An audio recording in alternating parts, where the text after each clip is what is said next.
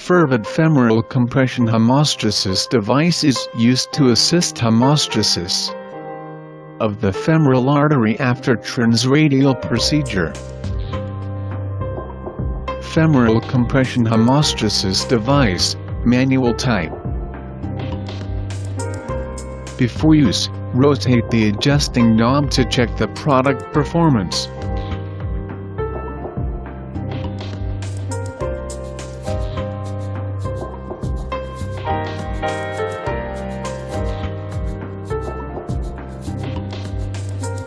Femoral compression hemostasis device, electric type. Pull out the starting bar, the power indicator lights start flickering. Switch the locking switch to unlock.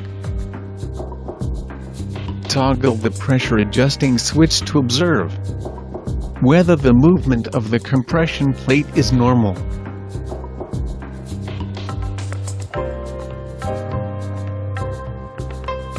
Mark the position of the artery pulse of dorsalis pedis. Place the guard plate and bypass the thigh, and install it firmly on the back of the puncture site. Pull out the sheath a little from the puncture site. Observe the puncture site carefully. Make sure there is no hematoma. Remove the paper film on the stabilizer. Make sure the compression plate is placed directly above the puncture site. Fastening the bands around patient's thigh respectively.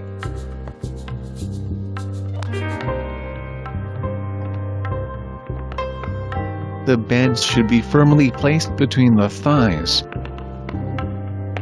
The main body of the hemostasis device is preferably above the thigh. Lift the compression plate 1.5 cm 2 cm. Can test bandage tightness. Press the compression plate to stop bleeding by left hand, while pull out the sheath slowly by right hand.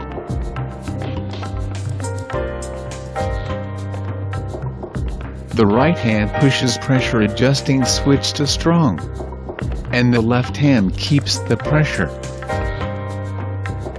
until the device has produced enough proper pressure. Turn back 0 to maintain pressure. The manual type device uses clockwise rotation to lower the pressure. Check if the puncture site completely stops bleeding and the artery pulse of dorsalis pedis is normal. If the bleeding is stopped, but the patient feels too much pressure, adjustable switch to weak for a suitable pressure. Then switch back to 0. Manual femoral compression hemostasis device is rotated counterclockwise to compress pressure. Once again, check the condition of the blood site and the artery pulse of dorsalis pedis. Confirm that the patient is in good condition.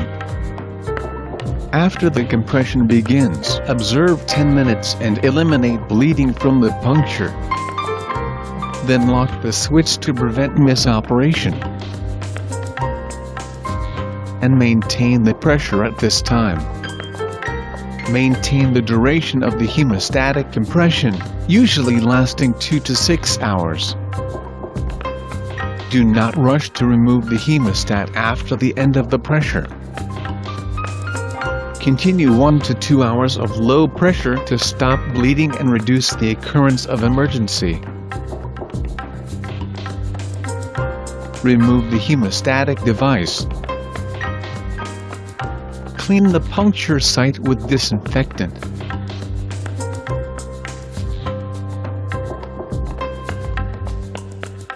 Check the puncture site. Then stick a hemostatic plaster